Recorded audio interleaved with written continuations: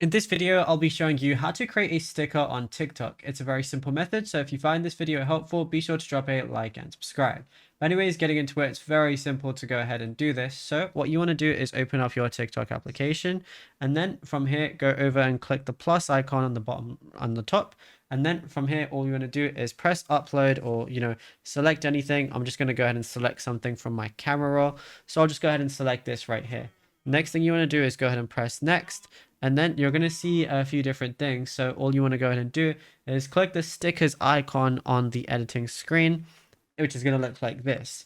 Now, what you want to go ahead and do is select create sticker or cut out. And you're going to see it right under GIF on the left section. So I could go ahead and press that, and then I can create a sticker of anything I want. So let's say I want to do this. All I got to do is press OK, and I'll be able to use it as a sticker, or I can even edit it or anything like that as well. And you can crop, of course, too.